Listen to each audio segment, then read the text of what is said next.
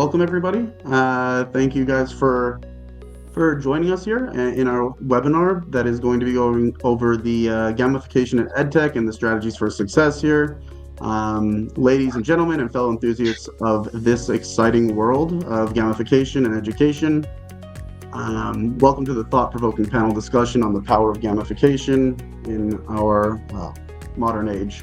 I am thrilled to be your host for this engaging conversation where we'll explore how gamification has transformed industries, enhanced engagements, and revolutionized learning and business strategies. Today we're honored to have with us a distinguished panel of experts, each a trailblazer in their own right. These four visionaries bring a wealth of knowledge, experience into the realm of gamification, and their insights promise to shed light on the intricacies of this dynamic field. They're the driving force behind innovations that have changed the way we interact with technology, education, and everyday life. Allow me to introduce our esteemed panelists, Don Clark, Lisa Godwin, Ekram Khan, and Maria Wally. We will include links to their socials and web below, so you can engage and connect at a later time. Don, would love to hear more about yourself and have a quick introduction. Sure. Thank you, Ryan. Hi, everybody. I'm so excited to have you all here.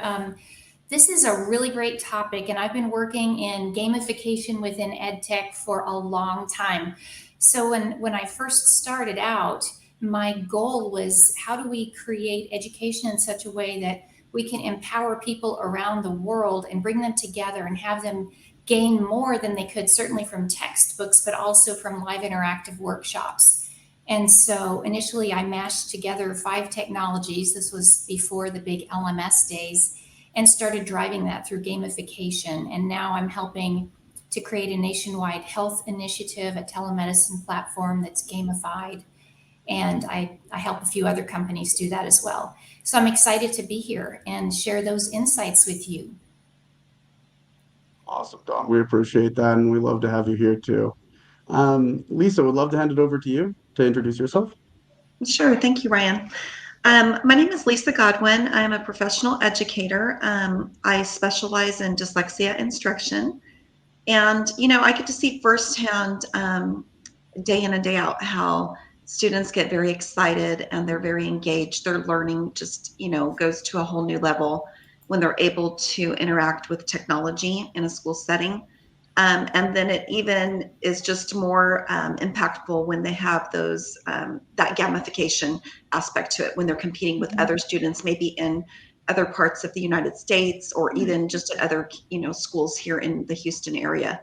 So I just think it takes learning to a whole new level, and it's exciting to see what it can do. Absolutely, couldn't agree more. And of course, we have Ekram here. Floor is open to you. I'd love to hear more about yourself.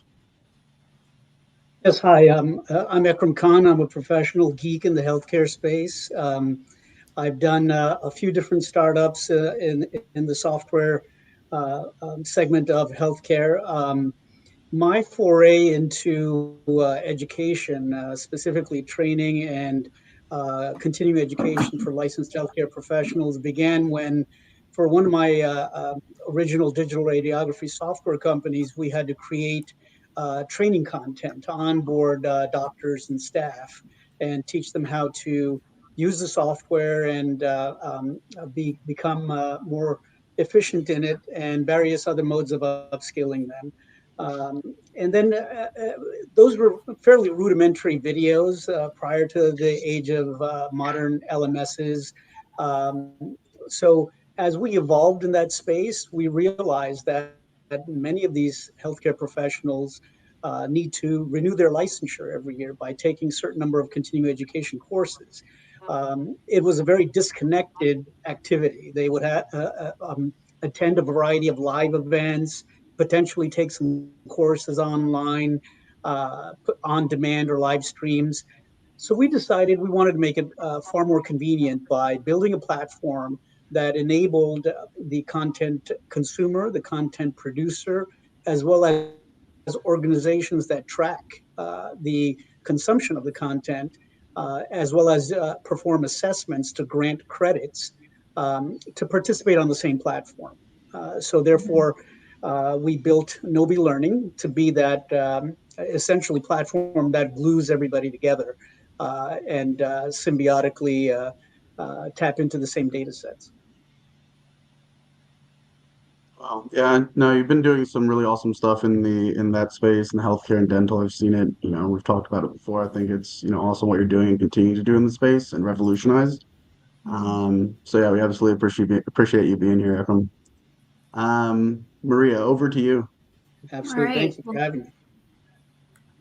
Well, thanks, Ryan. So I'm Maria Wally, and I'm a co-founder, and I'm the head of content at Prof Gym, which is an AI-powered technology that helps educators automatically create content in the form of slides, assessments, and even interactive videos, which are complete with realistic-looking avatars, by them simply typing in what they want to teach and information populating. Publishers also use us to auto transform their textbooks into slides and assessments and interactive videos as well. And we're currently working with half of the top 10 in textbook publishers. So that's exciting. We started after seeing our kids go through the pandemic and saw online learning, and we thought, surely teachers must have something better than Google Slides and Zoom, right? And that's really how the story started. Isn't it incredible? It's so amazing what we're able to actually do with the AI now, and I think that's absolutely incredible what you're doing, and the fact that you're able to consume that much data and actually be able to kind of parse that apart through that, I think that's awesome. Mhm. But awesome. Thank you so much for being here. Thank you. Perfect. So I think we got to know everybody a little bit better now, and we can quickly shout out our sponsor, TekRevol. It's a global software development firm that specializes in making dreams reality through technology implementation and consulting for startups, small, medium businesses, and enterprises. And with that being said, let's go ahead and begin. So we have a presentation. I hope everybody can see. That's on the screen here. And basically, what we'll be doing is kind of diving right in. If I can get that, perfect. So basically, we'll do a quick introduction to EdTech for the people watching and our audience here. Educational technology is the use of digital tools, software, and resources to enhance the teaching and learning process within the global space. EdTech has revolutionized education by enabling personalized learning, interactive content, and online collaboration. Basically, this sums up kind of reaching a bigger audience and being able to collaborate online utilizing the tools of the community over just the classroom, right? And also, it empowers educators to reach a wider audience, adapt to diverse learning needs, and keep pace with the digital age. So, Don, with that being said, I mean, you obviously are very proficient in the ed tech space, and you've done a lot there. I guess my first question surrounding this is what strategies can educational institutions adopt and ensure to basically ensure that the students and teachers are well prepared to navigate the digital world and harness the benefits of educational technology. To prepare us to become good digital citizens, I think it's really important that we teach children some critical thinking skills so that they both know how to interact with AI, but then think about the answers that they get and verify their sources rather than just allowing AI to generate for them. So, in essence, if we can teach people, both our employees and our students, how to work hand in hand with AI accelerating what we have to deliver to the world or helping us enhance what we have to deliver rather than relying on it to generate.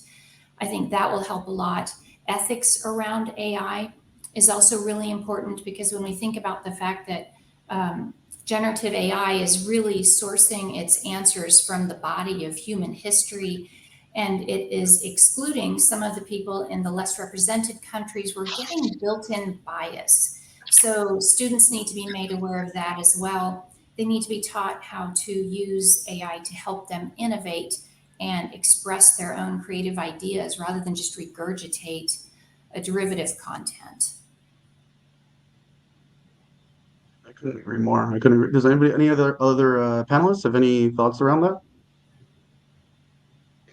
Well, in terms of AI, I think we're exploring a variety of ways to use AI for proctoring on assessments. So the what Mhm. happens with a lot of the continuing education content for licensed professionals, you have to take a quiz and pass it with a certain set score.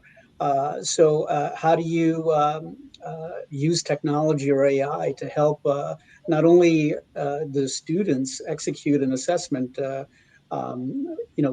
with full integrity, but also ensure that the sponsor or the organizations that's tracking the certification has a way of verifying that the student has actually mastered the content and has not violated any ethics or integrity issues. Mm-hmm. Yeah, I think that's a huge thing that's we're gonna see that increasing quite a bit as far as the ethics side of AI and how people are using it, whether it's actually thought behind it or whether it's able to be verified, and be able to kind of turn that accountability more towards the student rather than putting it onto the AI itself, like what you were saying earlier, Dawn. Basically like people utilizing AI as like their answer generator rather than it being a tool that they can use to succeed further, right? And that's definitely a huge thing I can see in the future being a problem to tackle. Because I mean, you know, from here, we have everything at our fingertips, and when AI is getting only smarter day by day, updating its library as far as the dates that it's actually pulling information from. I mean, at the end of the day, this could be the next wave that Neuralink kind of comes in and takes over, where we don't even have to use our heads anymore, right? So Exactly. there's definitely a lot of interesting things going on there. And I think, Mhm. I'm sorry. No, you go ahead. I was just going to say, when it comes to the future of education, there's a lot that AI is the doors it's able to open up. For example, different learning pathways, and education can be a lot more personalized. However, I do think on the bigger picture side of things, when we're educating students, we need to prepare them for a world in which AI is going to be a part of it. So we're going to have to teach them how to use AI for good in a way that they can use AI to empower themselves. And certain careers are going to shift due to how AI is influencing the world.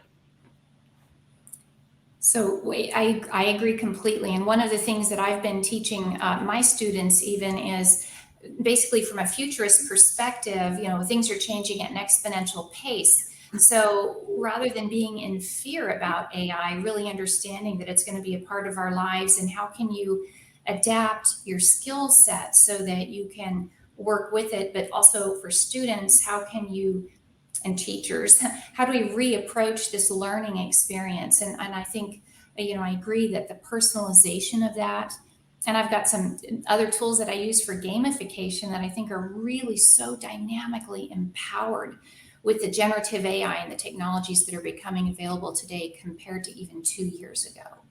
Yeah, the exponential is the right word. It's even just something 3 months ago. Like, it's amazing just to see the growth.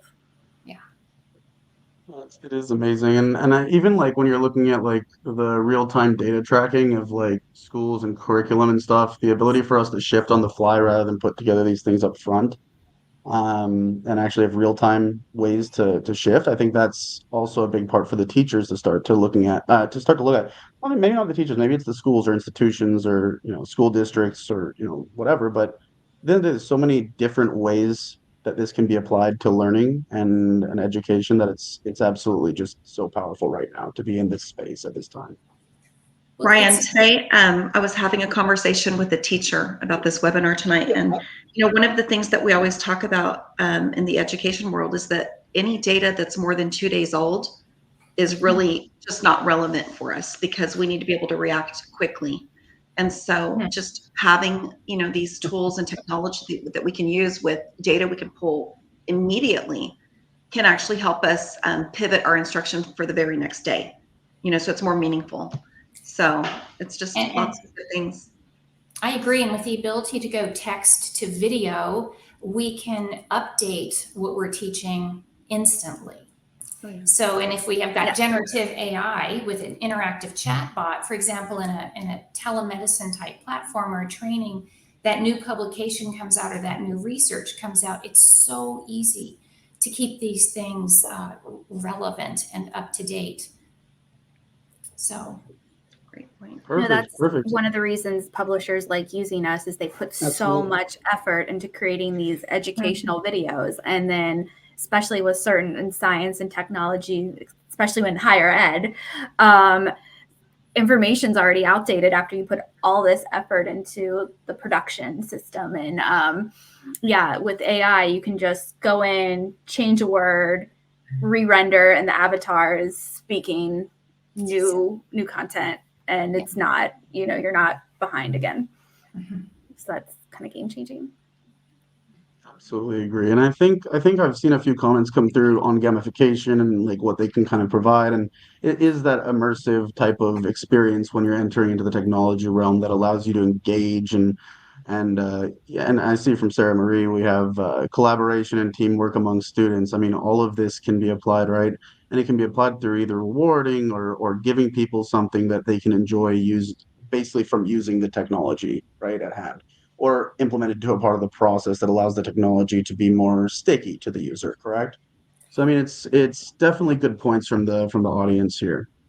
So to my next question for you, Dawn, um, in what ways do you see that technology could be harnessed to promote a lifetime or a lifelong learning and adaptability?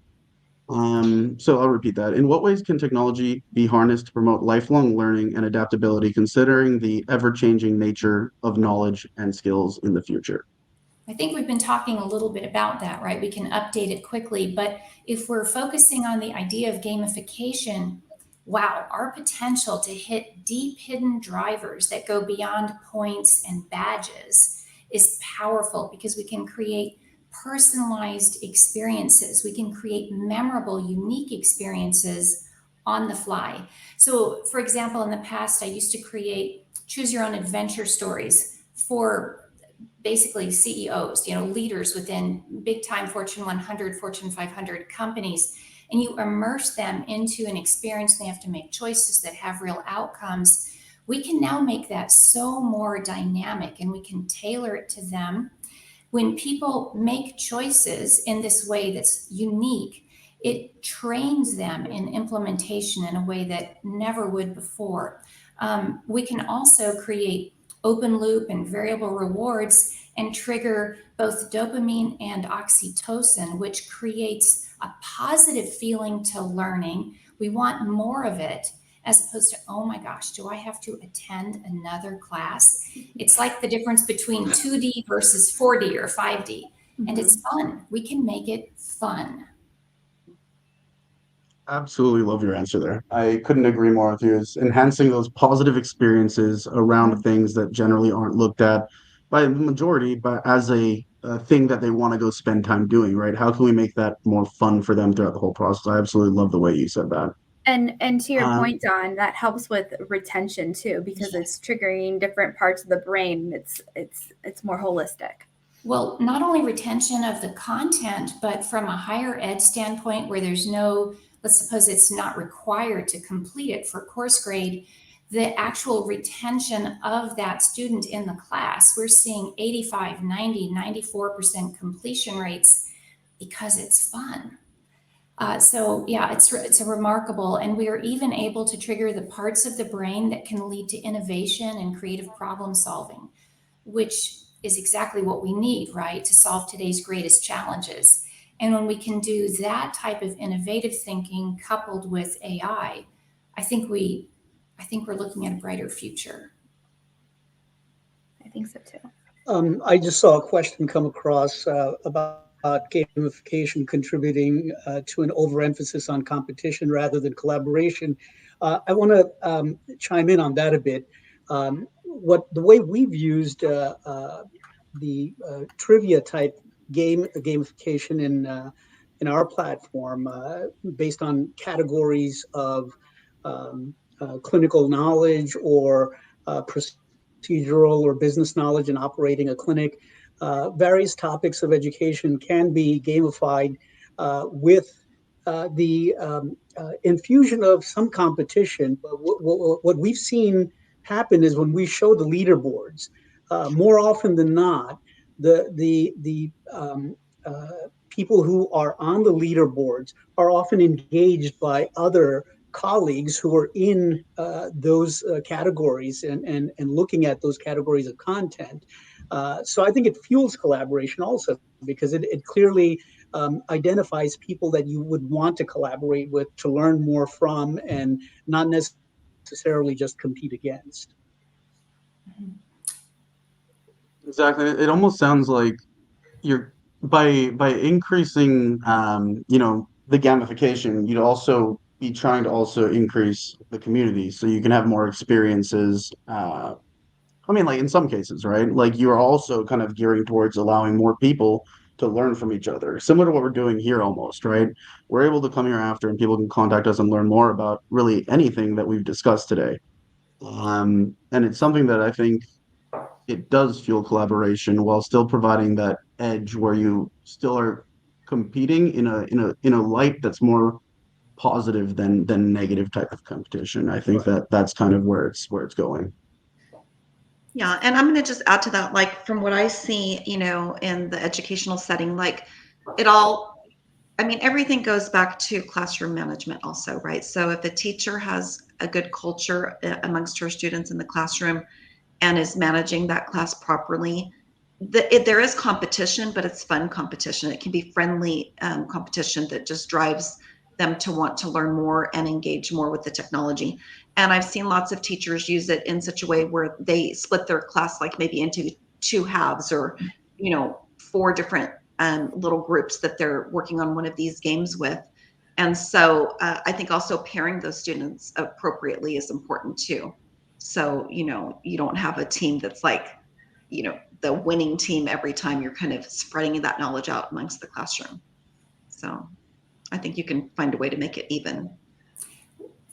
And I think it's important to remember that there are different kinds of gamification. So gamification doesn't always have to have that competitive edge. It can be collaborative. Right. I even use one gamification trigger that fuels this sense of belonging and efficacy on the planet. So in one course that I developed, when users completed certain quests, it's not just that they earned a badge, but the company actually had a tag apply, and that person, by doing this work for themselves, money was donated in education somewhere else across the world, or a tree was planted. So they knew that by doing the work, they were making a difference in the world at large as well. So that's a type of gamification too. It doesn't always have to be competitive.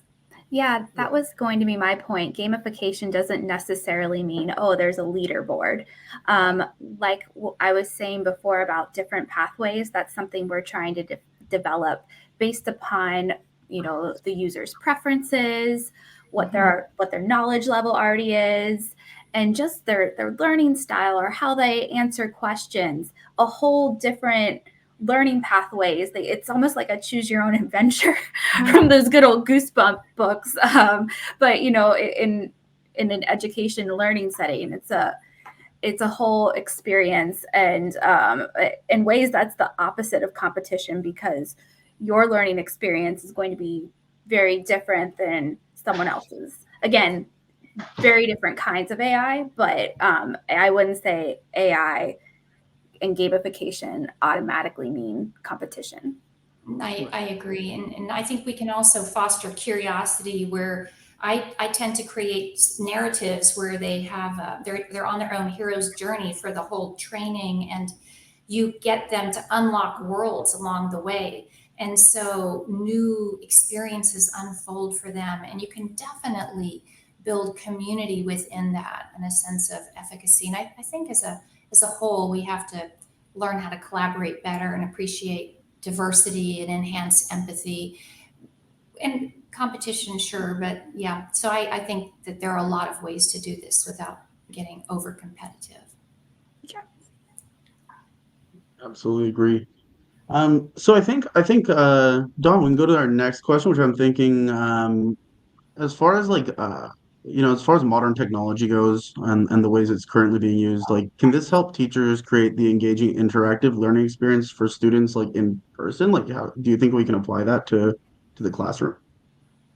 Well, I do think we can apply it to the classroom. I think it's going to be different depending on what equipment or tools are available to the students. But I think in terms of even basic gamification within a classroom setting, that works to engage. And I remember one of my most influential years for taking this further was I taught inner city high school for a year. And those kids, I loved them dearly, but they were in high school, read at a fourth grade level, and it was very difficult to teach them via textbooks.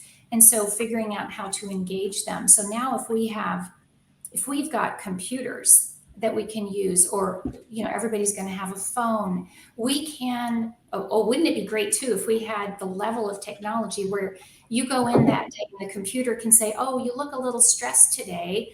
How are you feeling? How was your day? What would you like to learn today? And you can really create education that serves that student, whether they're gifted, whether they're struggling, whether they've got a language challenge. All of these things could be addressed. And so I think we're on the brink of some amazing opportunities with classroom education. Absolutely. I think we just got a question in from Barney on how can educators ensure that the technology used for gamification is accessible and inclusive for all students? Does anybody want to take that? Well, it I'll let depends somebody on else take what depends on what level of technology. If it's software based, I think that's a lot easier to deliver in terms of making sure that there are enough devices, computers, iPads, mobile tablets that are running the software platform on it.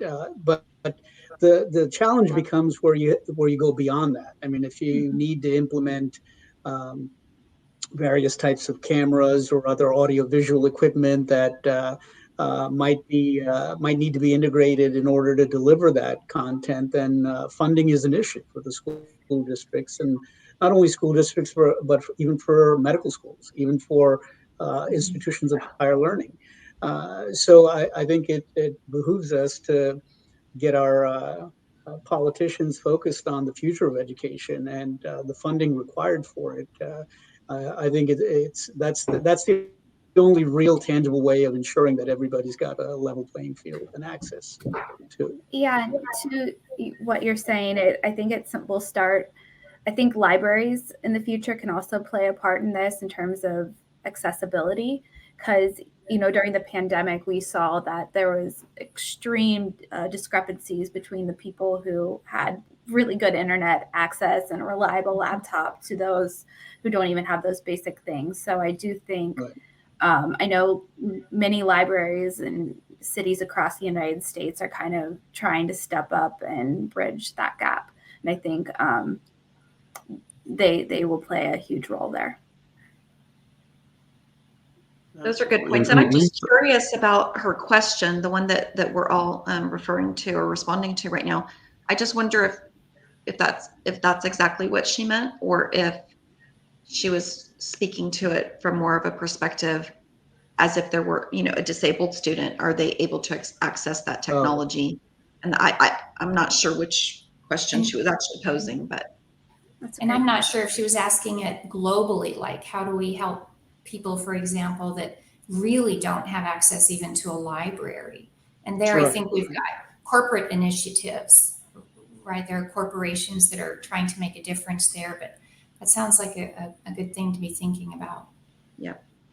I will say, I think AI does make it easier to make things more accessible with people with different needs. Just, for example, imagine everything having captions. That's just one simple way that people who maybe are have a audio disability, that immediately kind of bridges that gap.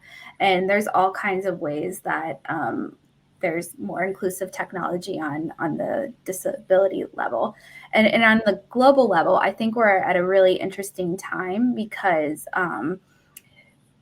there was something, a recent UN discussion or something on the global scale in the past few months in which there were a lot of questions and concerns about just AI in general. And one place that they did say that AI would be the most impactful for the good is actually in education. And it is on the global scale. However, we need to be cognizant that this is a very pivotal time to make sure that there are resources for those in the world that don't have this sort of access. I think, Lisa, you're actually, working on something very specific to kind of exactly what we're talking about. I'd love to hear your perspective here because I think you're allowing that accessibility to happen now. Yeah, so I've been talking to Ryan, and I'm a dyslexia specialist, like I said earlier, and I've worked with students from early elementary all the way up through high school level, and I've been doing this for a very long time. And I know what works, and I've been able to really impact lives for kids that just struggled with reading so severely. And so I thought recently, how can I do this on a bigger level? What can I do on a bigger level? And I was telling Ryan, I download apps all the time for some of my kids that need a little extra practice with spelling or with reading or different things that they can do at home. And I just saw that I'm really big into the science of reading method. I do feel that until kids become actual readers where they're reading for information, we need to make sure we're teaching children how to read. That decoding process, if it's not there, then like you said earlier, you had kids in high school, reading on a fourth grade level, I think you said. Yes. We're seeing that across the nation right now. So I wanted to create an app, and I'm in the process of doing that is a reading app to teach children, not just young ones, but all the way up to 6th, 7th, 8th grade, maybe, how to break down words by syllable type. And I want to be able to teach them how to identify those syllable types, those patterns. And then from there, show them how to read multisyllabic words, which will just enhance their fluency. And then, of course, once we hit all of those areas, their comprehension will be increased. So, it's sad to see that we're facing this travesty in our country of a lot of children graduating from high school, students graduating from high school, and they're really not literate. And we have to change what we're doing. So I'm hoping that this app can play a little role in that, and I can reach more students across the country. Love it, love it. And we've had a lot of conversations around that, and it's such an awesome, idea and vision here that I think it's definitely has that potential for sure. I see a question here. So I guess I'll push this towards maybe Ekram first. But with so many triggers hitting our dopamine levels, don't you think like or feel that gamification might compound the problem of a distracted youth? Um, with my platform, I'm probably not the right person to ask about youth, since most of the users on my platform are licensed professionals, healthcare professionals. But in terms of a human being and dopamine overdose or distraction because of it, um, I've got two teenagers and a 7-year-old, so they're constantly dealing with you know dopamine hits from their phones. And my eldest just started as a freshman at Texas A&M, and I've had lots of discussions with him about that. And what I've come to discover is that it, the patterns of learning compared to when I grew up is different, and they actually have figured out ways to deal with the distraction, especially if they've gotten some direction or assistance on it. So, is there a clear-cut answer whether the youth is more distracted today? I think we can automatically assume that they are. However, I think there's been a effort by a lot of the teachers to not look at the technology or gamification or that rewards complex in the brain as adversarial. I think the good teachers have figured out ways of leveraging that and teaching the kids how to use it. So technology and AI is not necessarily an adversary in terms of education and potentially in terms of results with the kids. So from a non-educator, that's the best answer I can give you. Well, I'm going to chime in here. What I see, I have two sons. One is 22 now, one is 18. He just graduated from high school. But I'm just going to speak about them because they're in that young adult group. These phones are not going away. Technology is not going away. And, the kids in that age group, they're not going to get rid of Snapchat. They're not going to get rid of TikTok. They lock onto those things for hours at a time. But what I've seen is, with regard to like educational platforms, students, even in elementary, junior high, high school, they'll lock onto those games and they will practice their math facts, or they'll get into a reading app that has gamification built in, but they're not going to lock on for 4 or 5 hours. They're going to lock on and really immerse themselves in that learning for a good 30 minutes, 45 minutes, but their ability to attend to that is incredible. You've got kids that when they're not on those learning platforms, they are somewhat distracted in a regular classroom. It's hard to keep their attention. They need some redirection, but as soon as they have that gamification piece added in, they are learning, and they also retain that information. So I see a lot of good coming out of it. You just have to manage it appropriately. First of all, I love this question because it's something I think all of us have wars within ourselves as well. And a part of it is you're going to have anything with a screen.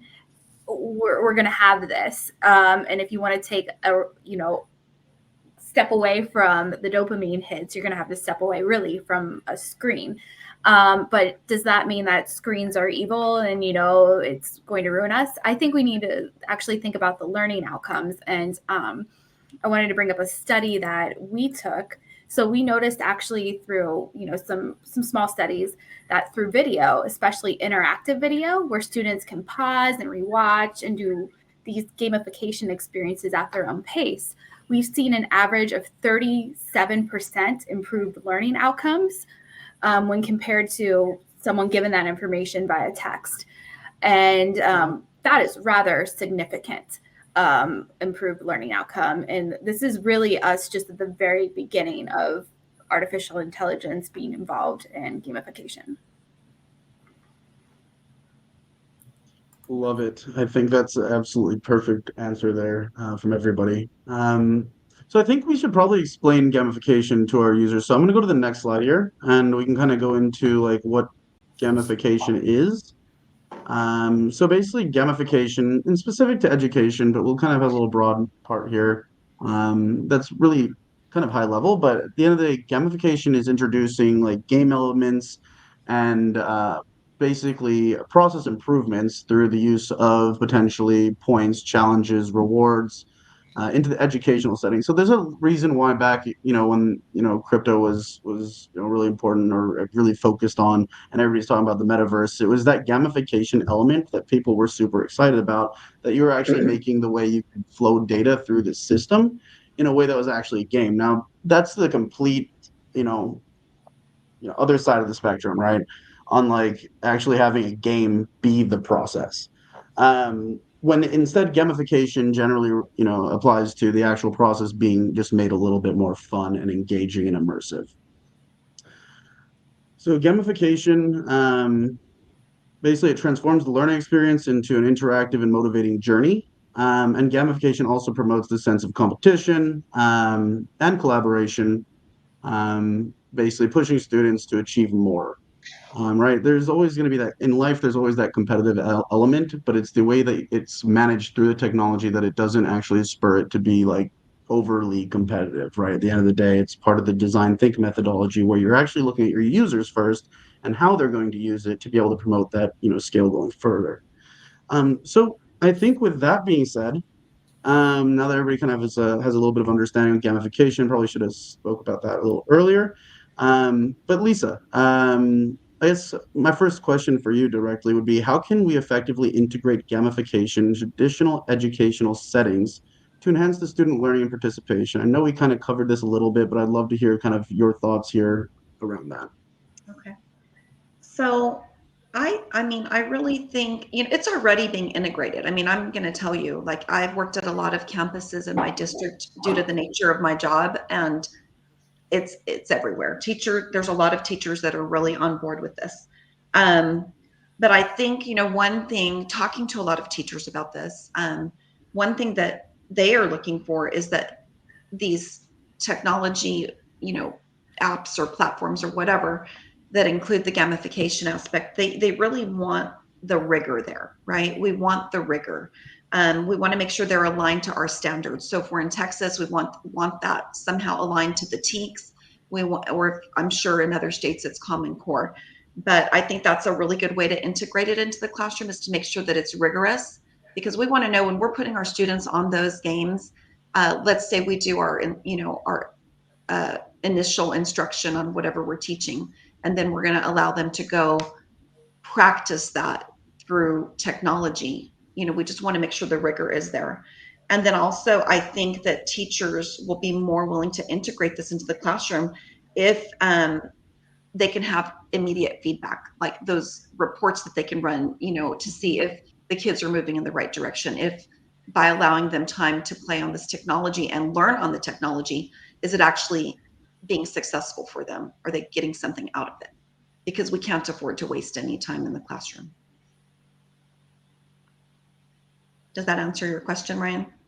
I mean, I was gonna see if anybody else had anything to add, because I think that's like such a like interesting thing. I mean, it kind of ties back to what we were talking about, almost like if we tie in like AI there at the end too, to be able to actually have it so you're getting real-time data on the students and how productive and efficient they are as compared to years prior and stuff like that. It'd be a great way to even go towards Akram's point of even having the government get more involved to understand that this is actually producing for the students and it's actually really helping. So I love your point there. Absolutely. And to your point, you talk about the teachers in the classroom and getting that instant feedback. And to me, what I see there is I also think about the teacher's time as well. And there was a recent study that I think is even before the pandemic, and I think it's only gotten worse. There was a study that teachers have, like, on average, like a 54-hour work week, which is, that's really not sustainable, especially since their job involves so much being on, and to that end, this kind of technology can greatly reduce their time when it comes to, like, monotonous grading. Certain things that can be automated, and they would have insights in a way that's far more complex than, like, okay, this was their grade for turning this in. It's like, okay, how long did this take this person? What level did this person get to? Who, did this several times and, eventually got an A, and who just did this once and got an A. So these sorts of these insights, I think, are invaluable, and will give teachers better insights to personalization and make it actually a reality, because there's something, personalization has been kind of a big buzzword in education for a while, and teachers are like, okay, yeah, like, I'm only one person. But I think this can actually make it possible while also saving them time and allowing them to be more strategic with their time and look at the bigger picture, I think. Absolutely. Yeah, that's a great point. I'd like I to think build so. on that And in terms of, I'm sorry, Ryan, go ahead. no, go ahead, Akram, please. Oh, so in terms of extending it to education and healthcare and medical and dental schools, the cost of attending medical or dental school has skyrocketed in the last decade. Some students are leaving dental or medical school with $500,000 in debt, and that's very real these days. I think implementing AI and robotics into the mix. The core technology exists already. I mean, you've got robots that are performing supervised surgical procedures. In the dental industry, there's a robot named, the company I believe is called Yomi, or I think the product is called Yomi, and it'll actually surgically place an implant in a patient's mouth. Once the dentist sets up the base attachments, it takes over and does everything while the dentist looks on. Now, you can implement the core technology and that sort of robotics and apply haptics to it, and AI can then instruct the dental student or the medical student who's performing a surgery that this is what it feels like if the patient's bone density is at a certain level or higher, right? And it can vary it, and you can really personalize that instruction without a human being being there, right? So that's another way of reducing the cost of educating the future doctors and dentists out there that are going to be responsible for delivering healthcare to us. I mean, if you burden those professionals with these, lifelong debt, repayment cycles, it's going to be a lot more difficult to reduce our overall costs, because then, you've got to pay them enough to be able to pay their debts off to make it worthwhile going to school. We want some of our best and brightest to continue their education in that direction, not be, pushed away because of the cost. So I think the technology in general, whether it's medical education, engineering, finance, whatever the case may be, even the down to basic things like the trades, whether it's plumbing, electrical, construction, whatever the case may be. I think there's a lot of room to implement technologies, including robotics, to educate our future professionals in all of these spaces at a lower cost, and thereby reduce our overall burden to have a more advanced society. Absolutely. I mean, that was exactly where, I mean, the direction it should be going, right? For at least more mass adoption and understanding, and people actually engaging with these and trusting that these are going to continue to propel people forward. And that actually kind of leads me to the next question. Well, actually, I think we have a question for Dawn. Dawn, so we have a question from the audience, Simon Mickelson. So his question for you is, how would the gamification in EdTech be sustainable? What I mean is, students will eventually enter STEM programs and other rigorous fields of study. Is gamification with AI in education preparing them for that? Oh, I think it can make a huge difference in opening up a student's accessibility for STEM programs, because we can gamify and get them excited, get them engaged, give them the practice that they need, explain chemistry to them in a way that they can understand. Our ability to come up with analogies and to explain it at different levels can be tailored to each student. And so, is it sustainable? I think it's going to open the playing field to people who otherwise could never have begun to access the STEM fields before. And it opens our ability to teach through so many different lenses. The other thing I want to clarify is that gamification in and of itself extends beyond the obvious, which is the points and the leaderboards and the badges. Just like we found that money alone is not the best driver to keep somebody at a high performance job, it's this intrinsic sense that you belong in the story, right? You're making a difference. What is your why? So with the STEM classes, for example, if we create a storyline, an overarching narrative that helps students see themselves in the future in exciting stem cell careers, what does that future look like? How are you unlocking those potentials? That storyline and the gamification of it can drive them forward and make a lifelong learner out of somebody. And also, if we integrate these mechanisms through gamification that make them feel like by learning this, they're making a difference in the world, we shift the perspective from an I, it's all about me, to a we. And we have to start learning how to toggle between what's good for me to what's good for all of us. So it's that triple bottom line, good for me, good for others, and good for the world. And so I think we can bring all of that to fruition through gamification.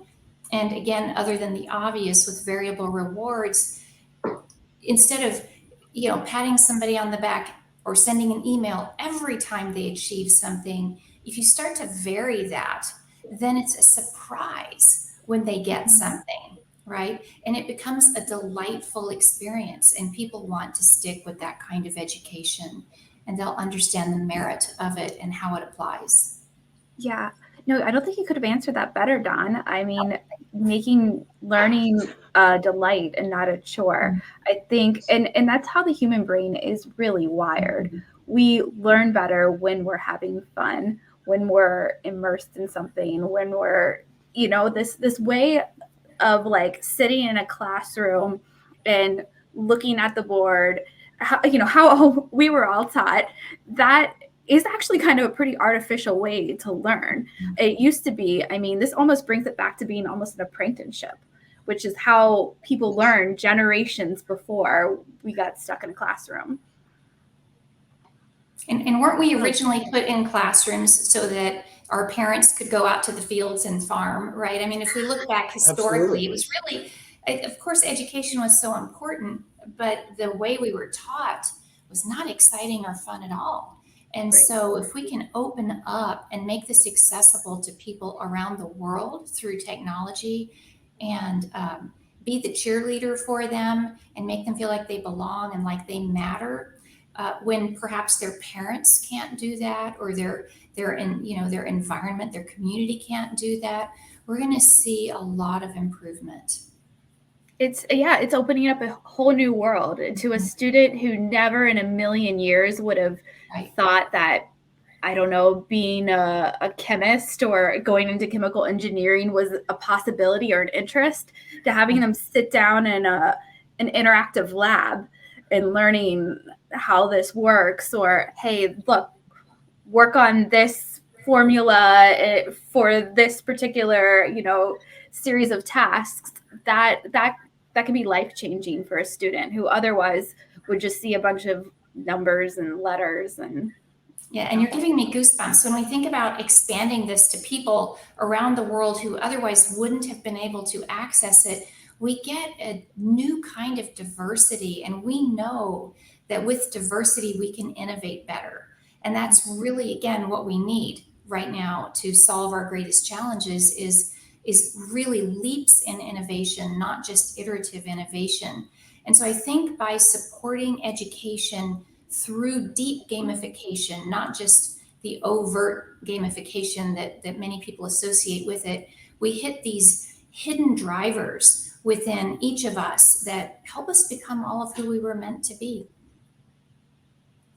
Absolutely. I mean, I think you even touched on like the inspiration there too, right? Like what can inspire these, students and stuff to want to pursue these passions in the first place, right? Like to even get involved in the first place is the first step. And I think you really touched on that as well. It's like not only the learning process, but also the inspirational process where people are going to actually be driven towards these different fields they never would have looked at before, or studies, or wherever at that point. I mean, at the end of the day, it's about making it fun and really going towards what, and I think fun, that's like the overarching thing here. We're making it fun and engaging for people at the end of the day, where it's not specific towards, oh, I'm earning a reward, I'm earning a badge. Yeah, that's not always fun.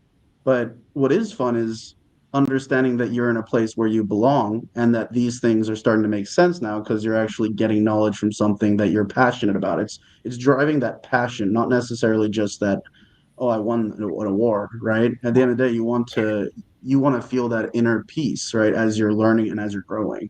So I think that's awesome that you touched on all that. Yeah, I think another way that yeah, go ahead. I think another way of dealing with the utilizing gamification is to create that mentorship, type of relationship between the instructor and the students, and using AI to analyze the user activity at the game level would enable the technology to really profile the gamers and the instructors, and really put up a recommendation engine, not for content, but who would be the ideal match as a mentor. I'd like to see more of the analytics on user activity that way, and have AI analyze that and match up the appropriate instructor to the learner. I think that I think we all learn better through mentorship. I mean, the entire healthcare industry is based on that. With internships and residencies and things like that, and you're always led by somebody, and usually it may not be the right match. I think in the future, utilizing AI, utilizing profiling of the instructor, as well as profiling the learner, we have some great opportunities of matching them up. No, and you brought up such a good point about how AI just needs to serve the human need, because I constantly get questions about oh, are robots going to be replacing all the teachers? Yeah. Have you ever, you've got a 7-year-old, I actually have a 7-year-old too, my kid would not, we're motivated by human experiences and by relationships. If I put my kid in front of a computer, that's not going to encourage him to learn at a grander scale. You need that human touch behind it all. And I think we need to just be very cognizant that this AI that we build in gamification serves the human and serves human relationships. Like you're saying, I love the idea of the mentorship matching thing. That would be fantastic. Absolutely. So you're almost categorizing different thought processes, efforts, stuff like that, and being able to actually take that and, serve it to the people that can actually help this student or individual throughout the process. I think that's absolutely necessary. We all learn so differently as we're, growing up and stuff. It's something that's absolutely needed to be able to drive people forward in the way they can understand. And that's usually the biggest problem, I feel like, in education, is that the kids who are not, I mean, there's no kids that can't understand the topic. It just needs to be taught in the right way. And how can we do that other than by finding the right people for the right students?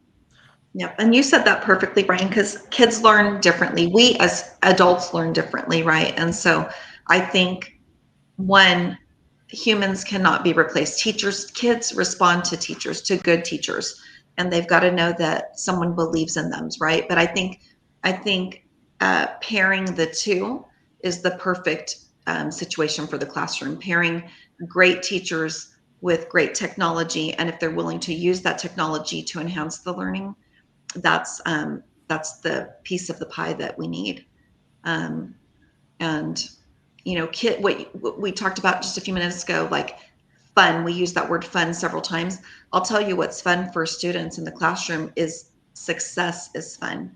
When students feel like they're being successful, that's when learning is fun.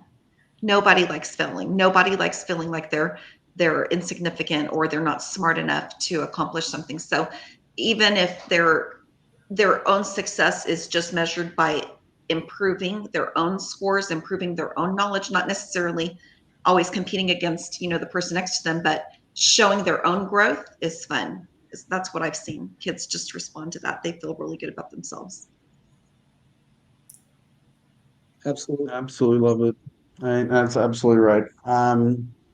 So I think I see a question from the audience on government intervention. I know, Akram, you were mentioning this earlier, but if anybody else has some insight here, but as far as the government intervening with these new learning methodologies, let's say that we're starting to put out and we're starting to see more often, should they be setting guardrails? Do you guys imagine, or do you think that those policies should be in place? Because obviously learning and such is such a crucial element to this. But can we go too far?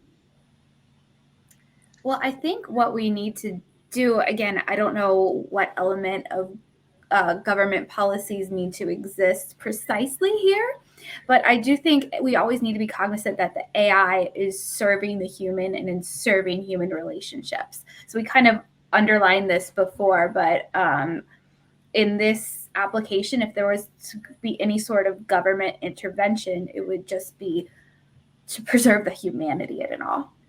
Right. I think so too. Absolutely. So, I have I'm one generally more. opposed to any government intervention. I'm sorry, Sorry, Ryan, I go think ahead. there was a delay. You can continue. I think there was a delay on my end.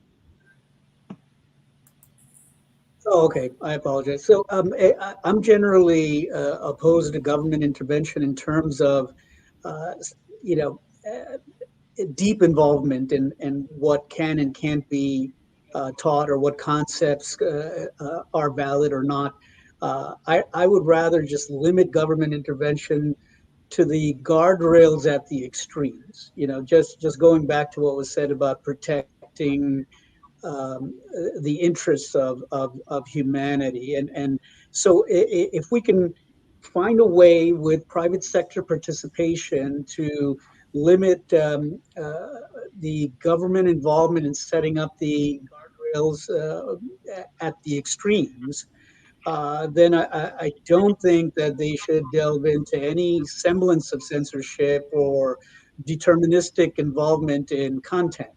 That is where I would be afraid to hand over the reins to government to determine, what the content of any subject matter should be. You know, I think that should be open and free exchange, free collaboration of and free exchange of ideas. But I do agree there needs to be some level of protection, whether it's from personal privacy level as well as security level of the information that we've consumed and viewed, and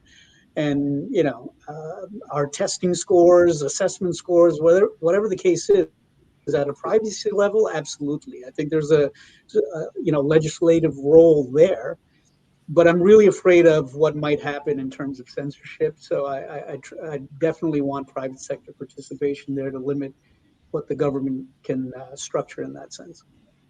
That's a fantastic point about privacy. That could be, again, that's serving humanity, but that's a very specific point that can easily be overlooked as we continue to integrate technology. The privacy element needs to be there. There's going to be so much information, such a digital footprint for a lot of students in the future, and we need to make sure that that they're not, people aren't segmenting them into certain labels at a young age.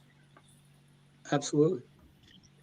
Absolutely, 100% agree. I mean, that's gonna be a big part too, especially like once we get to the point where I mean, it's already happening obviously with privacy and stuff, but as things become more and more technology kind of focused, especially from the younger and younger ages, it's definitely something we have to be cognizant of as entrepreneurs, as owners, as people who are building things for the future, being very cognizant that our reach is only going to get wider and wider as time goes on.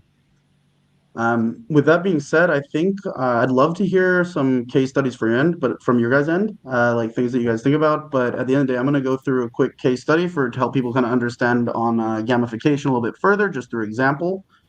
But we have the example of Duolingo here. I'm sure most people know of this application. It's widely successful, and it's something that really helps people understand how to speak different languages, um, and learn that actually it's a gamified environment. So they have motivation features in the form of I think lingots, crowns, and streaks in order to incentivize daily app usage. Additionally, when you like don't log in, or if you do log in a bunch, you can usually get discounts and stuff like that as you go forward. As you have a goal, you have a passion of learning a new language. They go off that passion. So they have made up languages like Klingon from Star Trek, or High Valerian from Game of Thrones, even. And how cool is that, right? Being able to talk the language of your favorite show or whatever. That's an awesome kind of interesting way to kind of go about scaling in a different direction than would probably be very non-traditional. Most people would learn those from just watching the movies a lot, and people did do that, so they just played off that market that's already there, niche as it is.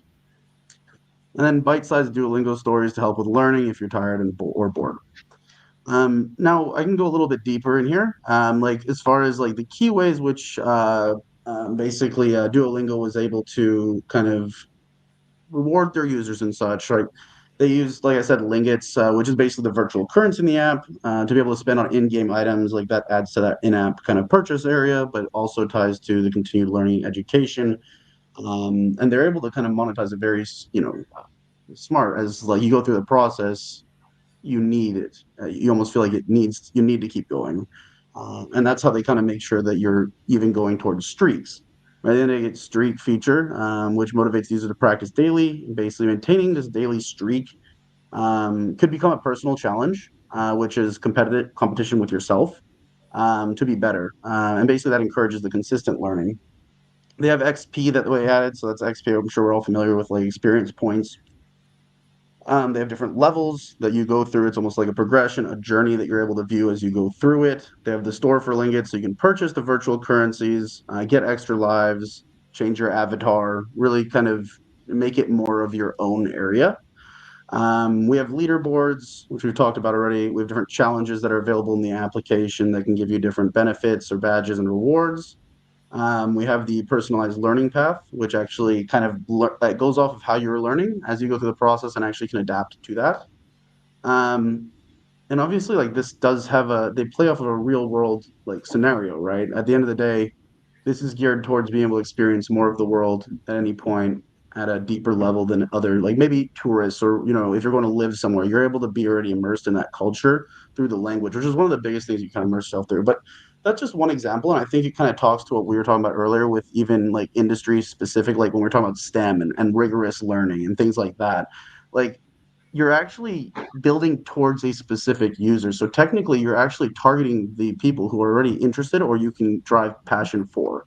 And I think Dawn, you were mentioning this earlier, and I thought it was definitely very interesting that when we were talking specifically on the industry related stuff or this, specialty, as far as what you're studying or what interests you, is that you can apply to make fun through just the passion that lies there as well. And you're already gearing them towards something that you're passionate about as the creator or as the person putting out this technology for people to use. So I think that's very interesting. And I'd love to hear like some examples you guys have seen in the past or even done or worked on that kind of go towards this, like as far as like what people can learn from actual tangible things that are going on currently.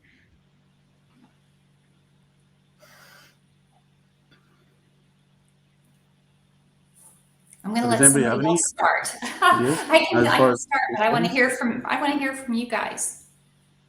Well, one of the things that when we did our soft launch and we were looking at points and credit accumulations and the exchange of that, um, we overwhelmingly we found that in-app redemption of reward points was less favorable than in real life redemption. So we started Mhm. exploring ways of um, using the rewards points that were accumulated to work with partners, whether it be Starbucks or Home Depot or whoever else may be, to then connect in to have some sort of redemption algorithm that would enable those within our platform to then connect their activities within the platform to something fun outside of the platform, right? So it attached a different level of affinity to do accumulating points because of that. It's not just an in-app purchase, or you can get redeem 100 points for a discount on a new course. I mean, yeah, that's great, but they probably want a latte and a muffin as opposed to 10% off on a new course. Food is a very I powerful think motivator.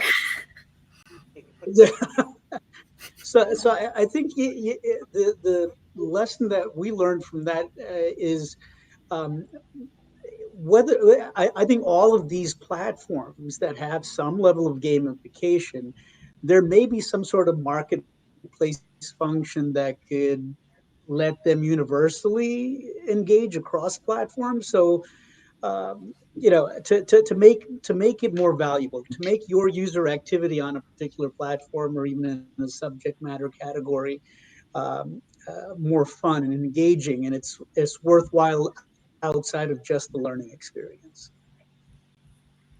Well, I agree completely. I think a little bit like what you were saying earlier about having it pair you with a real life mentor who's ideal for you.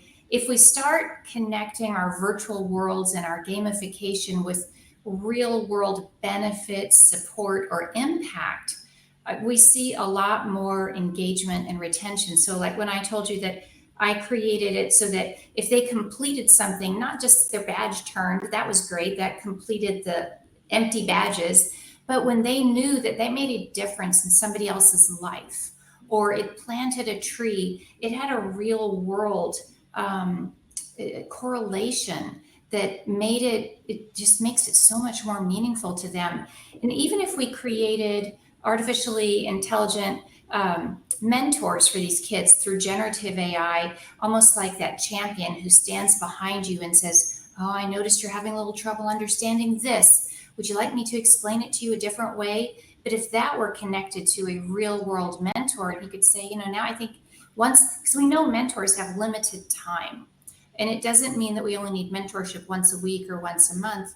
We need that support all the time, but knowing that it's tied still to somebody in real life, which is also why I think still showing up for live Q&As and still showing up in person now that we're past that part of the pandemic, it's important. We still have to learn how to be present and not lose our humanity through this. We have to actually learn how to develop it, hopefully. As a side note, kudos to Duolingo with these Star Trek languages. Another feature that I've used through my gamification is the utilization of sci-fi, because we know that when we tell narrative in sci-fi, the brain suspends reality and suddenly we begin to innovate. So if we look back at Star Trek and all the innovations and even the underlying premise that we're going to use these universal translators to be able to talk to these different species that we don't know how to communicate with, it really allows us to think outside the box without the constrictions that we normally have. So this gamification, including strategic narrative and choice-driven adventure, and the blending between the digital world and the real world, I think it can create magic and synergy for us in ways that we just couldn't experience before.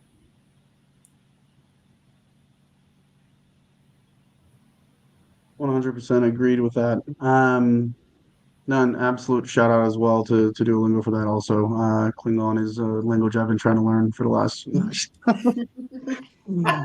definitely awesome though. Definitely awesome. So I think does anybody ever else have any examples that they can think of that the audience can kind of connect with as far as like the gamification through technology, similar to Duolingo? I mean, one that comes to my head is like, I remember when I was a kid and like I think education games were not very common, I don't think. But there's this one game that I was way ahead of the curve on is like math, because I was playing this game that I found really fun since when I was a kid, and it was, doing addition, multiplication, all these things at a super young age. Um, and I remember that like really shaped me a lot. That's one of the things I contribute to a lot of, like, getting ahead when I was younger. It's like if you can keep doing that, and that's kind of interesting. If you can keep applying yourself to like the educational things that are fun, like how much further would we have been ahead if Right. there was still things that kept up with us as we learn and as we grew as humans? Well, I think if we're going to talk about games, which games and video games, I think if we go way back, we look at Gizmos and Gadgets. That was a great building game for people. Or the Oregon Trail taught history and choice making, and oh my gosh, what happens in a very engaging way. SimCity was fantastic when it came to understanding empires. Yeah, all of that. And again, I think we need to understand who's writing the history, right? Because that could be different with different cultures, but really allowing children to immerse in those different time periods and become one with that experience makes it so much more tangible for them. I think if we take them also into the future, we could start to look at the implications of what happens if we don't change certain things, right? So we start to really think. I always think of things in terms of multiple future probabilities, and certain future probabilities are greater than others, but we can change things today and have a huge impact 3, 5, 10 years down the road, even 18 months. And especially when we think about the convergence of emerging technologies, most people don't even know how to think exponentially, much less prepare themselves for a future that looks very different in a short period of time. So we can use gamification to help them plan for that and be more secure and prepared for that. It really motivates the why. I agree. 100% agree. And I think that leads kind of me to my next kind of thought, which is the critical thinking. And I think I'll hand this to Lisa. As far as like critical thinking aspect and then the problem solving aspect of gamification, what strategy do you might see as more effective for achieving that goal of like promoting that? Well, I mean, you know, I was thinking about this and I thought, what are those rooms called? I can't think of the name. It's like a lock room. You go with a bunch of people and it's like a room what are those called? Panic Or the room or escape escape room? rooms? Escape rooms. There you Yeah. go. Okay, it's an escape room. So I went to one of those over the summer with my colleagues from work. And I'm telling you what, that was my first experience. Okay. It takes critical thinking skills to get out of one of those rooms. And I was thinking about this actually for the app that I'm, getting ready to embark on. Like, I think the gamification, if we could just, make that uh, something like an escape room, right? Where it's a quest. It's they complete a part of the app and then they enter into this phase of the app that is fun, but it's also building critical thinking skills, teaching kids how to problem solve, but it's done in a fun way. And I think that would take an app to a whole new level, and that also would prepare students for the real world, because we need those problem solving skills when we engage in the workforce and when we, move on to high school, college, and so forth. So something like an escape room. I mean, I'm not an app builder, but I think I would do something similar to that. That is Yeah, I mean, awesome way to relate. I forget who it was that I read somewhere that they did a study and they found that children they started with children between the ages of 4 to 6, and then they looked at teenagers, and then they looked at adults, and they measured their the creative thinking capabilities. Mhm. And it was sad to say, the study found that it was on a very steep decline as we go through our regular school system and the schooling that we receive. We're sort of programmed to fit into certain molds, and a lot of our creative thinking, a lot of the thinking that's necessary to solve problems are usually taught, well, not taught, but sort of muted by the content that's delivered to us and the way we're assessed uh, on our progress through the way we're doing testing and I think the the achievements testing is the key part of milestones. it. Yeah. Yeah, to your And point. so I think that's sad that our academic system basically erases a lot of our creativity and critical thinking. I think we need to go back to a lot of that. I think in either Finland or Norway, they don't even start school until the age of 7. Letting the kids explore. Whether it's out in the woods, in the playground, and learning through auditory. Physical, visual stimuli, and being able to integrate all of those stimuli into their thought process and solving a problem. we lose a lot of that sitting in the classroom and going from one class to another when the bell rings, and I think all of us developing these, platforms based on technology and AI and gamification of all of it, and to increase the engagement. I think it's incumbent upon us to make sure that we're infusing, uh, that freedom to think, that freedom to, or stimulating that freedom to be creative and to come up with your own solutions in various ways to get to the same conclusion, right? I may do something in a different way to achieve the same outcome, and Ryan might get there also, but he took a totally different path, and which is okay, right? So I think when you're talking about app design and you're talking about content design, I think we have to accommodate somehow that whatever the structure is, the gamification does not rigidly force you to do something just to get that reward, but sort of follows you through your journey, and you still get to where you sort of end up anyway, irrespective of how the system was designed. I think gamification creates so much flexibility, and with the fun that it unlocks, the element of play is part of what causes us to feel that sense of freedom and innovation. But it also makes it very safe for kids to fail, figure out why they failed, and get up and try again and not feel defeated by it. And if we want to think about big platforms like Duolingo, there's a couple of good case in points, but one was how they started teaching economics at some of the leading universities. Was an MMO, so multiplayer game, was developed called Eve Online, and it was spaceships and all of this space colonization. But they had an economist come in and design the outcomes, and so you had to basically apply what you were learning in economics to win the game. And the game was so popular that people who weren't even taking economics started to adopt it. But applying what you've learned, analyzing why it didn't work, getting up and trying it again, that's teaching critical thinking skills, not just in a list of how do you do it, but actually in real life scenarios, and analyzing what worked and what didn't. And through the program, understanding why.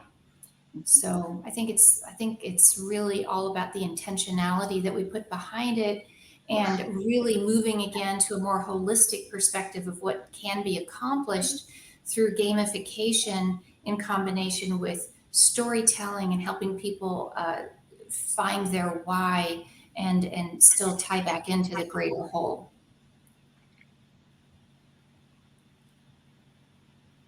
No, I think that's that's definitely a fantastic point. And I think what we were also mentioning, well, I think you were speaking about the um, AI earlier being used more as like a tool to assist here, because I can see, like, once we start pushing this stuff through, it's something that can almost take away that critical thinking element, that people don't have to do that. I can just type this in here and get the answer. But what at the end of the day, the gamification piece will provide the level of fun that makes you want to do that, instead of going and using the AI. Instead, using the AI to things that actually matter, like gathering data and being able to compartmentalize that data and be able to use that data to enhance the education system. And critical thinking But I think, skills, I was just going to say that it's more crucial now that AI exists. Like, we can't rote learning isn't going to be useful in this world 10 years from now when our students are trying to figure out their career. Critical thinking skills is the thing that we really need to foster. And I think they said it better than I did, but gamification can play a key role in that. Yeah, I think 100%. mastering concepts instead of memorization is going to be far more valuable. I used to have this constant back and forth with my teenagers about the use of calculators. When I went through high school, we didn't have any of that. We had to do all of our calculations by hand or by memory, yeah, even when we took the SATs. And that is no longer the case. So even the way our assessments are done would have to change in the future to accommodate for all of that, right? Instead of teaching based on how the assessments are going to be done, we need to give the students the freedom to learn at their pace, at their rate of mastery, and have modes of assessment, whether it's using technology to do the assessments or have some variability infused with AI, to properly assess that students' mastery. They may have issues with um, visual issues with reading words. They may have visual or auditory issues with auditory stimuli. So there's a lot of ways that I think the technology mated with gamification and the way we do assessment design. I think that that'll yield better results in the future. Absolutely. I think this kind of leads us to the next section, which will go over the LMS systems. So I'll quickly give a quick overview of this one, which Learning Management System, or LMS, platform streamlines education by centralizing the content, assignments, quizzes, and student tracking, while providing dashboards generally to the admin side. They enable educators to efficiently manage and deliver course materials, assess student progress, and communicate with learners. LMS platforms play a vital role in modern education, but simplifying the curriculum delivery and assessment process. Now, Ekram, I'm going to ask you a few questions here because I know you're geared more towards the education, obviously, and the dental and the healthcare side of things, but I think it all kind of applies as well. So I think one thing that I guess my first question here would be like, how do you see learning management systems simplifying curriculum delivery and assessment for educators, and what are some key features that aid in this process, in your opinion?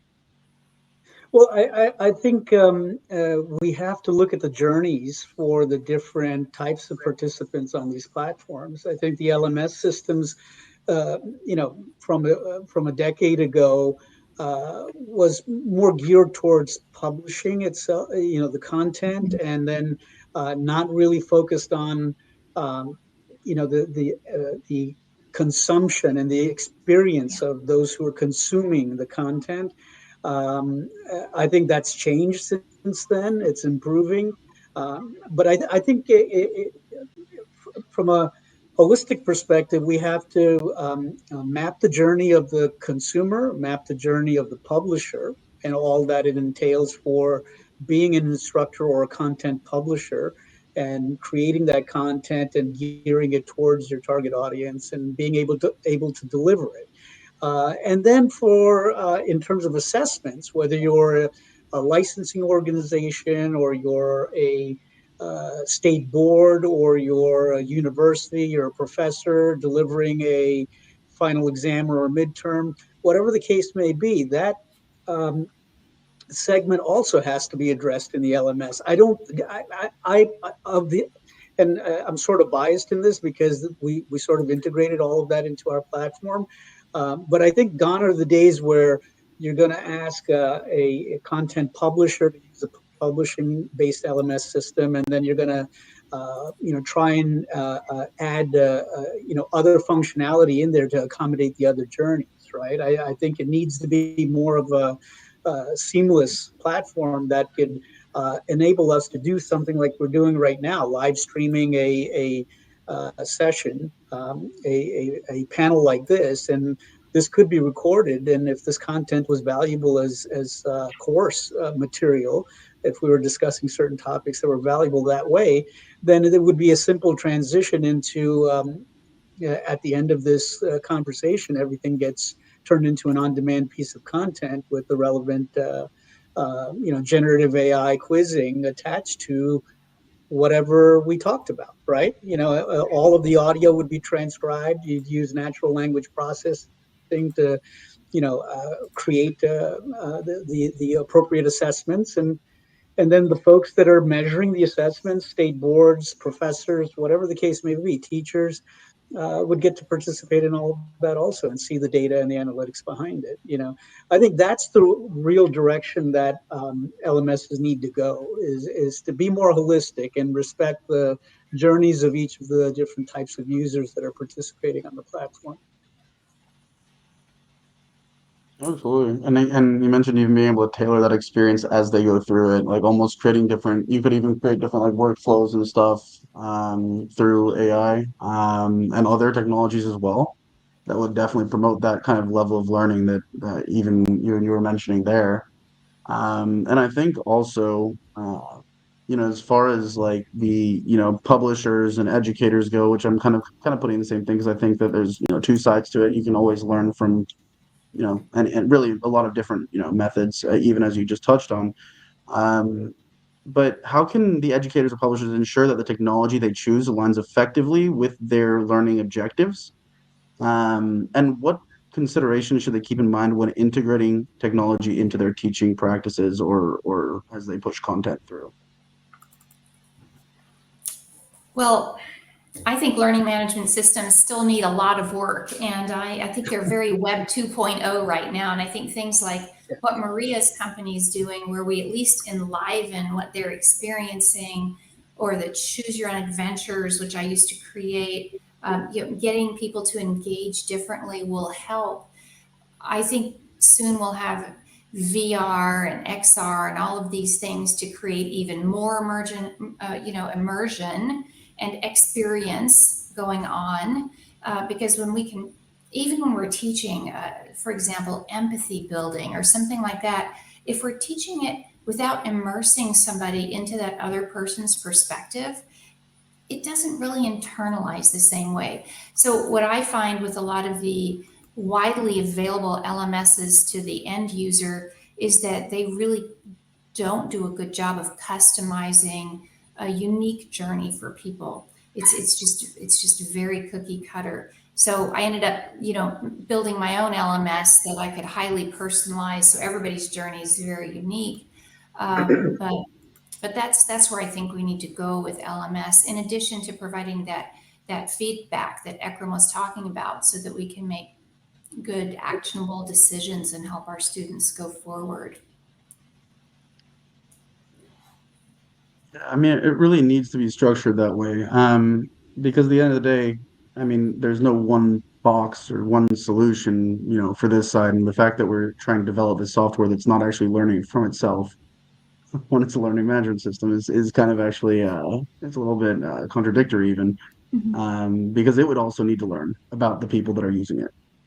And I think the current format also silos people. It's like they're in the program if you've taken Coursera and things like that, rather than, when we're in a classroom, we're with a group of people.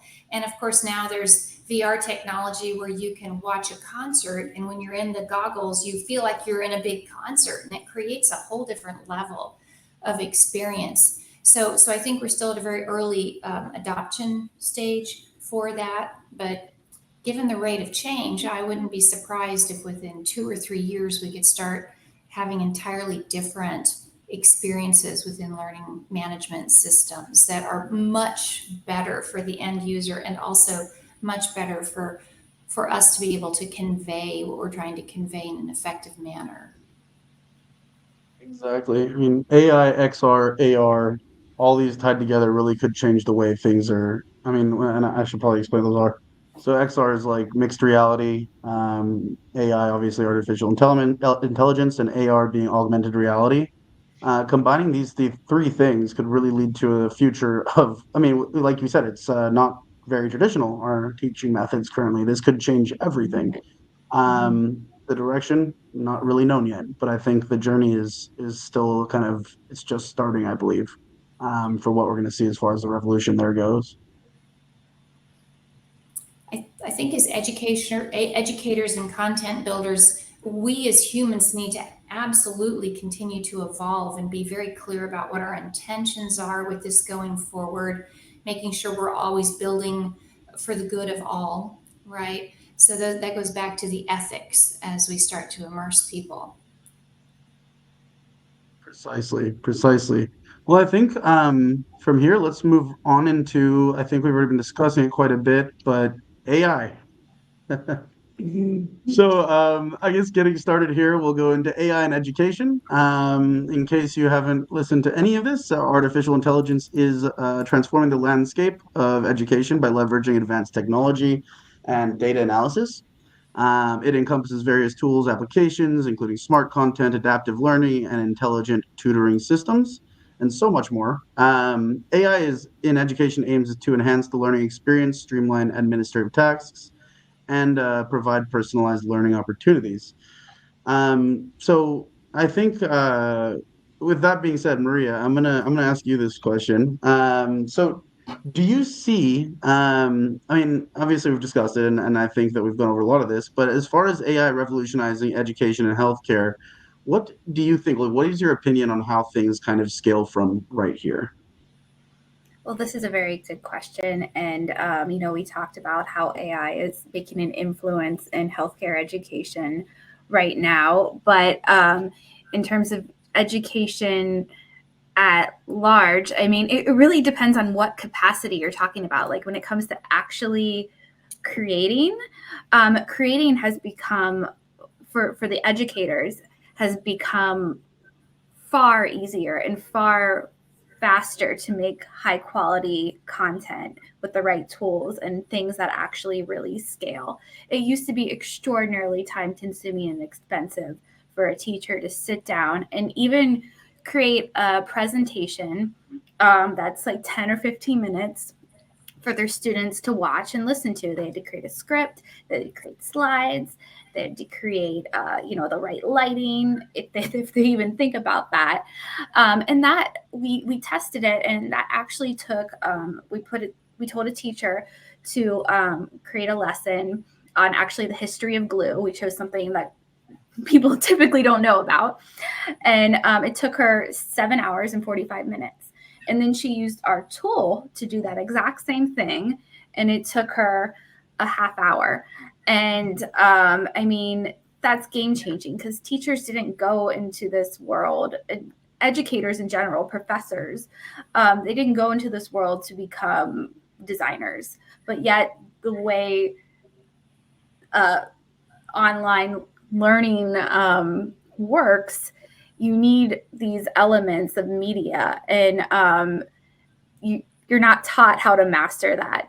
And AI, artificial intelligence, can really cut down the time on that and also create quality, high quality. And it really can also democratize learning, whereas before a publisher would always have to be there and it would be an expensive endeavor. So using AI in education to create content, I mean, and that's just in creating content, can have extraordinary results in terms of the diversity of the content that you're going to be getting, because again, so many more teachers can create high quality content, as well as to the element that we discussed before, personalization and the ability for it to be adaptive based upon your needs, and your learning styles, or your learning, if you have disabilities or unique ways of absorbing information, it can be paced differently. And again, it boils down to personalization. I really think that's where AI can serve the student the most, is in personalization. With the project you're, I mean, like the company you have, Prof Jim, like it is basically, from what I understand, is like you're personalizing this content for the students from the different, educational material, from like changing the textbook game up. Can you speak a little to that? Because I really found that, very interesting, on how you're like actually being able to accomplish it. So I'd love to hear a little bit more. Oh, absolutely. So specifically on the textbook element, or more like Yeah. on the textbook element? All right. So we talked about publishers a little bit, and if publishers are really going to survive, to put it bluntly, specifically in education, they need to adapt and they need to evolve. Again, creating content is an extraordinarily expensive endeavor. And as we said before, content that you created 6 months ago already can kind of be outdated. So our technology, publishers can auto transform their textbooks into slides, which they can provide their teachers through the school districts in which they have connections with.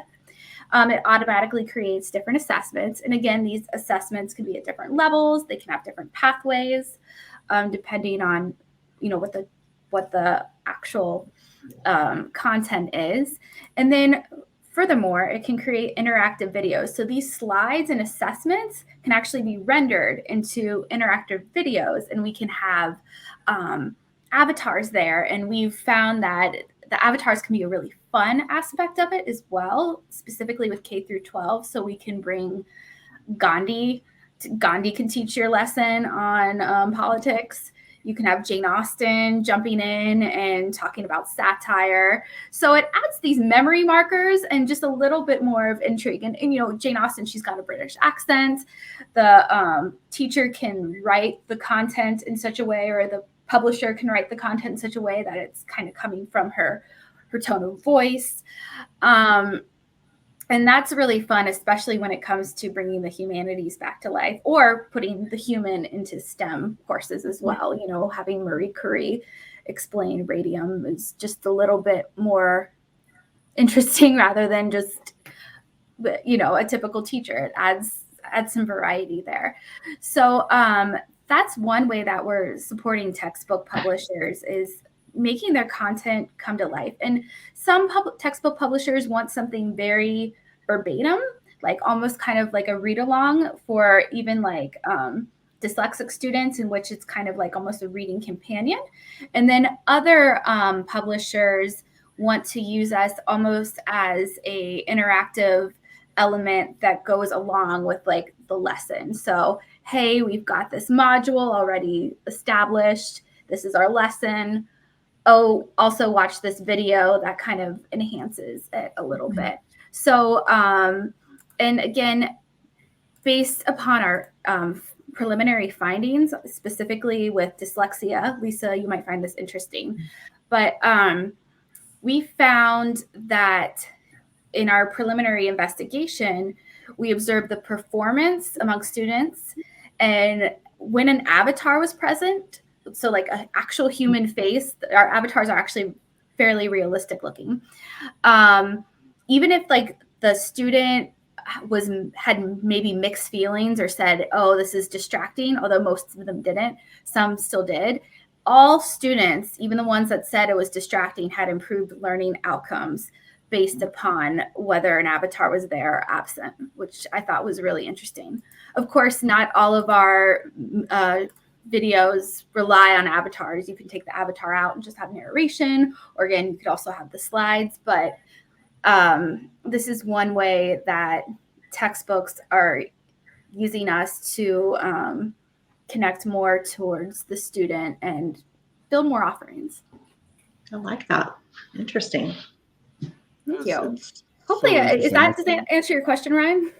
Yeah, no, absolutely. I think that it's really cool to think that, people can start applying this to the actual content side, like ASAP, right? It's not something that you really have to wait around for anymore. You can take what you do, what you understand, content from books, anything at this point, and be able to it kind of leads us into our next points, which is animation, but and bring it to life through animation, through these different types of topics or different types of like strategies, to be able to relate to people on how they're currently learning now or how they're currently getting their information now. And most people consume stuff through video content at this point.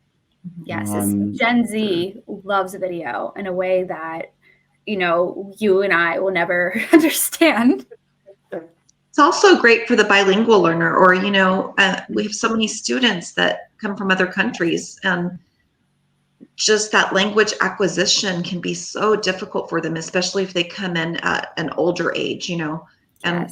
Videos can bring that text to life, and it can just enrich their vocabulary and just help the whole learning process. Absolutely. So, I For love that. English, English is a Second second language, language. ESL. Thank you, ESL.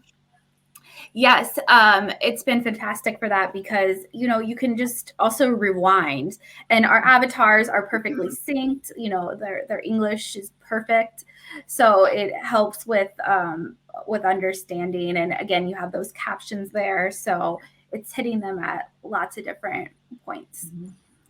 And Great. it's just less bewildering than just placing someone in a classroom. for sure. Absolutely. I think this was, That's one Ekram, of the did you? things that we're thinking about implementing is yeah, that's regarding language. One of the things, especially when delivering content that's science or research or healthcare based, it's important that we do the translation, because English may not be the primary language of a lot of the uh, global professionals who are consuming some of the content, but by and large, publishers publish most of it in English. So having some level of real-time translation capabilities, whether it be translated text or text translated to audio, that's some of the functionality we're really looking at is to have that um, uh, the ability to listen to or read content in your primary language. I think that would help learning. It would help mastery. It would help anyone, even doing semantic search. Even if you're looking at domain-specific large language models, and you're expecting someone to conduct research and dive into it and do those types of searches, it's way better to help them do it in their own native tongue than force them to do it in English. Oh, absolutely. And that translation is particularly important because large language models, I mean, English is the best, the GPT-4 is mainly based upon the English language, and having the ability to translate that Right. into another language can be it's very, very, very powerful.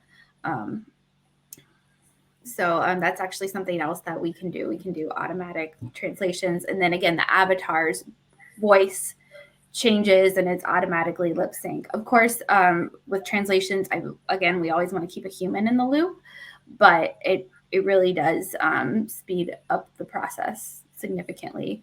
I mean, it's amazing. Like, these things used to take so much longer if you wanted anything translated, and yeah, it's amazing how rapid this technology is evolving.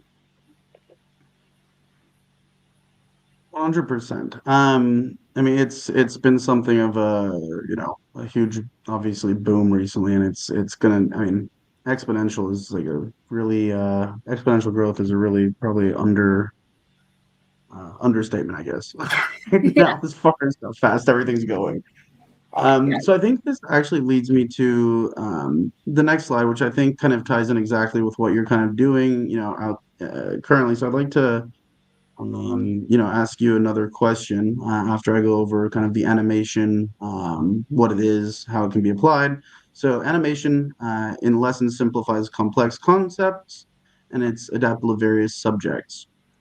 It engages students visually and appeals to different learning styles. You mentioned earlier people with, using people in your basically animations and stuff, and a lot of people, I mean, like, even on a learning side or just a communication side as well, I mean, it's nonverbal cues that you learn a lot from in its own right.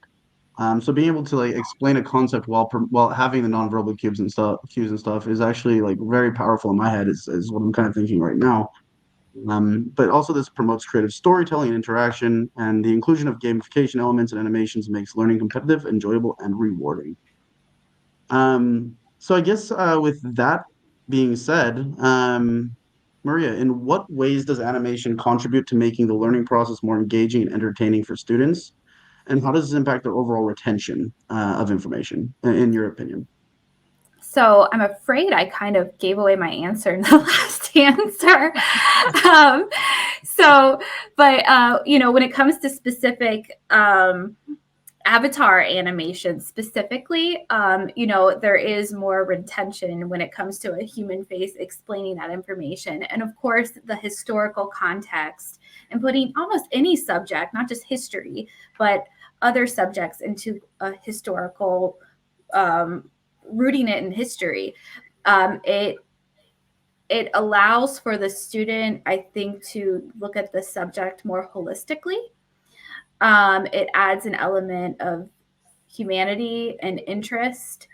And to Ikram's point earlier about critical thinking skills, I think by adding an element of an avatar in there, in bringing it to life, it's not seen as something that, like this 2D subject, it's seen as more kind of a 360 experience. And this, again, kind of lends itself to the option of these avatars eventually kind of going into the metaverse and being far more immersive. Now, I see there's other elements of animation, like in terms of gamification, in which we can kind of integrate other games, or having, like conceptual animations. And those are a little bit different than like the avatars, but they using all the tools available on the great webs, you can hit different kind of neural pathways that makes something resonate with a student.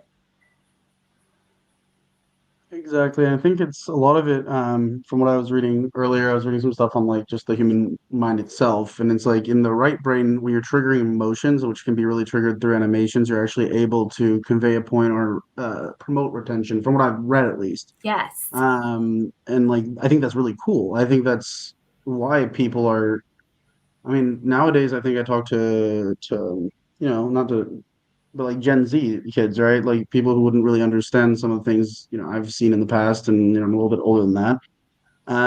They know a lot of what I'm talking about already, because they've already consumed so much content.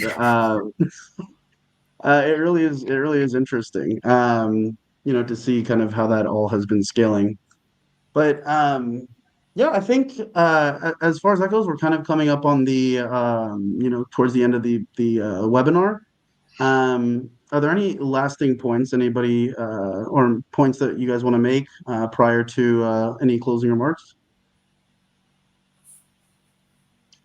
I think I just want to real quick say on that last, what we just talked about, the animation, one thing that came to mind for me is, specifically to the kind of students that I service, are dyslexic students.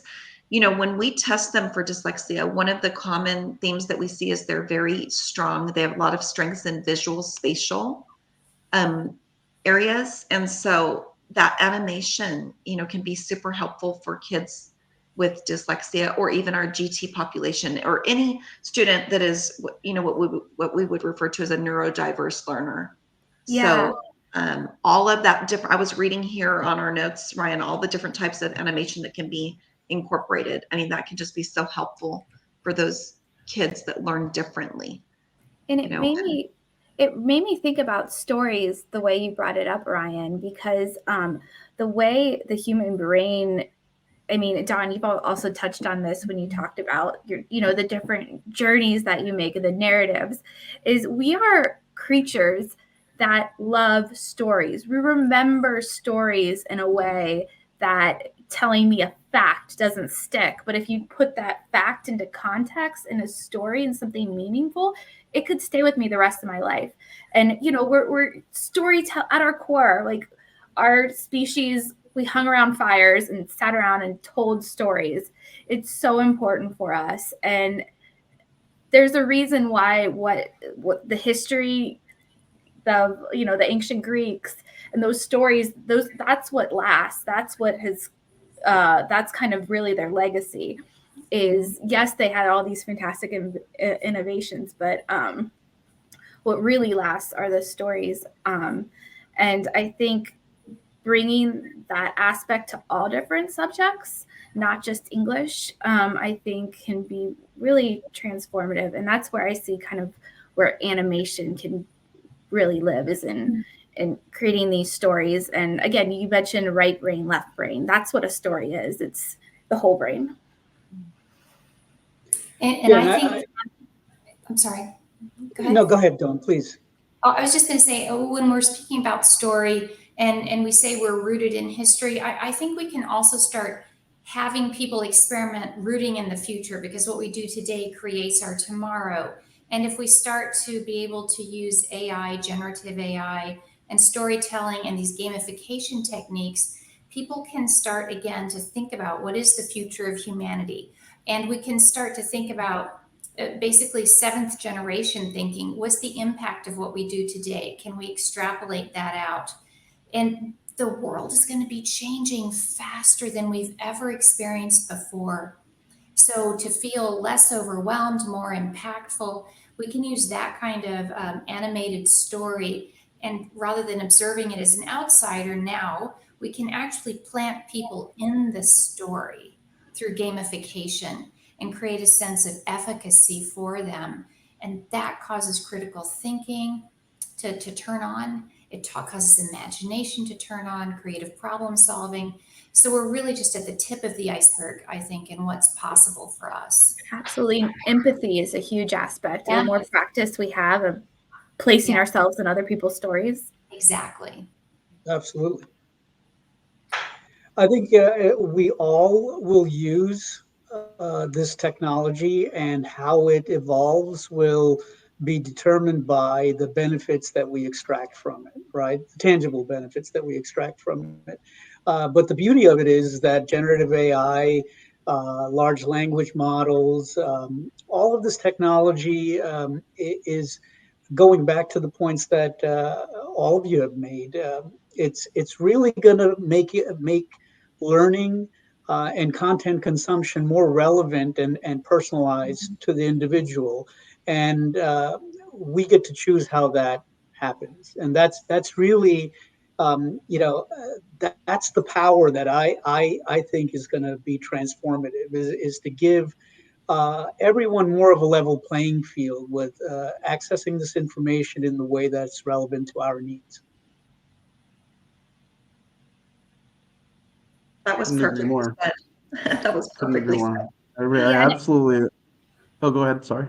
I was just going to say it's all coming back full circle. I'm kind of getting goosebumps, but that question about competition, but I really think it's collaboration, that we're going to be living in a world where it's less about the leaderboard and more about your place in the world and how you uniquely as an individual with your innate abilities could work with someone who has different innate abilities, and it's a collaboration and building something rather than just who can know what. It's less quantified and more qualified.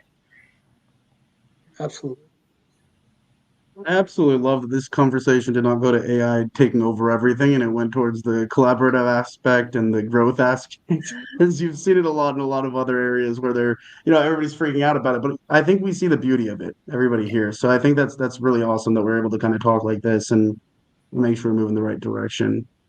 But yeah, I think as this comes to a close, I really do want to extend the sincerest, most amount of gratitude to every panelist that came on here to talk and express their opinions here, and help our audience kind of understand the future and the way technology can scale through gamification, education, AI, XR, augmented reality, from healthcare to actual learning in the school system to how the government can get involved. I think it's amazing kind of what all the different things we've kind of gone through in this conversation. So I absolutely appreciate every single one of you being here. But I think this is just the beginning of the journey. So at the end of the day, we're still kind of on the precipice of really what gamification is, how can it actually be implemented, how can you learn more about this stuff. So I'm actually extremely excited to announce that we're going to have a series of webinars similar to this and in-person events. The next in-person is going to be held here in Houston. We're going to have food, drinks, whatever else would be make it a little bit more fun and actually kind of quench the appetite and thirst. Additionally, we're going to do it here in Houston, and it should be awesome for learning and be able to start creating almost like a roadmap for your development or your strategy for your ideas. So once again, we'll be having these in-person discussions next, and that's super exciting. And not just we won't just be talking about like potential gamification, but as you can see, we've discussed so many different topics here, and these all can everything in tech and in gamification and AI, AR can all seemingly funnel into each other. So at the end of the day, combining and understanding how to collaborate and move forward is going to be the key to the future discussions. So by the end of that, you'll have an actual roadmap by the end of the next one that you can use to be able to get started on your journey into gamification and AI and into this world that you see that all of us are very involved in. So at the end of the day, as a token of our appreciation and for your participation today, all the attendees and panelists and anybody watching right now currently will be receiving free passes to the event and basically get the VIP treatment there. You will receive all this through email, so just be on the lookout for that. And this is our way of really saying thank you for being a participant and helping grow the future of technology. Also, you'll be able to register with an Eventbrite link below. Don't forget to follow your panelists. We'll have their links below to the different social accounts they'd want you to follow them on. And additionally, some links to their websites to get more information about them. Thank you again, everybody, so much for being a part of today's webinar. We can't wait to welcome you to the in-person events and the upcoming series.